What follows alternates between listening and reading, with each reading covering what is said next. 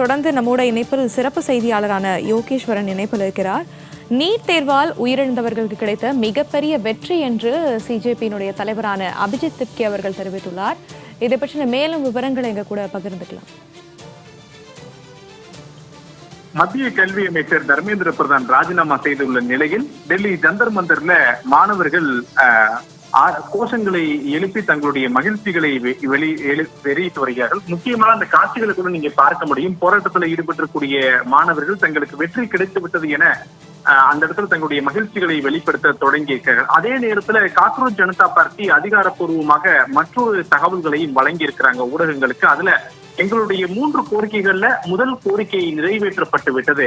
மீதம் இருக்கக்கூடிய 2 கோரிக்கைகளை அரசு அதிகாரப்பூர்வமாக அறிவிக்கப்பட வேண்டும் என்ற மற்றொரு வலியுறுத்தலையும் இந்த நேரத்துல மத்திய அரசுக்கு முன்வைத்திருக்கிறார்கள். அதுல முதல் கோரிக்கை தர்மேந்திர பிரதான் ராஜினாமா செய்யப்பட வேண்டும். அந்த கோரிக்கை நிறைவேறிவிட்டது.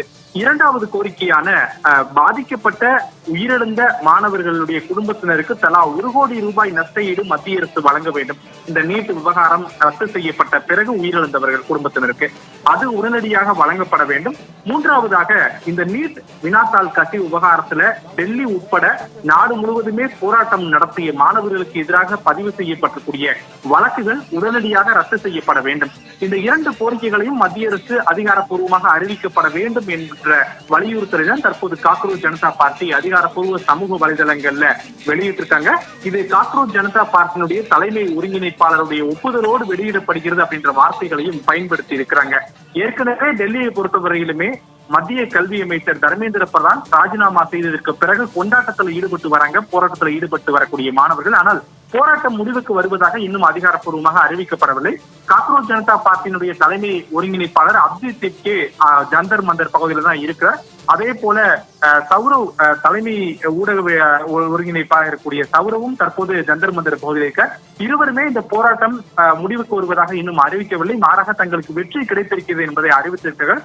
அந்த போராட்டம் இன்னும் ஏன் முடிவுக்கு வரவில்லை என்பதை அறிவிக்கப்படுவதற்கு முன்பாகவே காக்ரோச் ஜனதா பார்ட்டி இத்தகைய சமூக வலைதளங்கள்ல இந்த பதிவை மேற்கொண்டிருக்கிறார்கள்.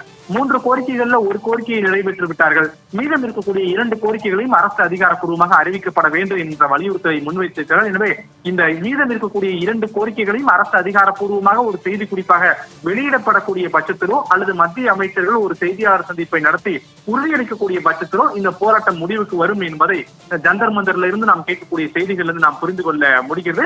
டெல்லியை பொறுத்தவரையிலுமே பல இடங்கள்ல தற்போது மாணவர்கள் தங்களுடைய அந்த மகிழ்ச்சியான ஒரு கோஷங்களை எழுப்பி வராங்க. அரசுக்கு எதிராகவும் சில இடங்கள்ல கோஷங்களை பார்க்க முடிகிறது.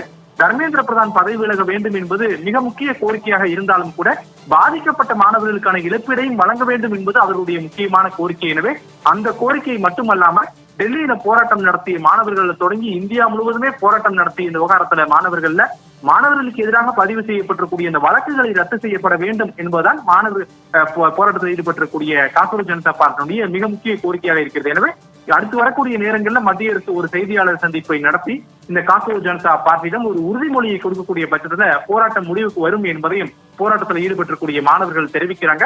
இன்னும் சற்று நேரத்துல காக்ரோச் ஜனதா பார்ட்டியோடு 3வது கட்ட ஆலோசனையை மத்திய அரசு நடத்த இருக்கிறது. ஒருவேளை அந்த ஆலோசனை கூட்டங்கள்ல மத்திய அரசு யோகேஸ்வரன், நீங்கள் தொடர்ந்து இணைப்பிலேயே இருக்கலாம்.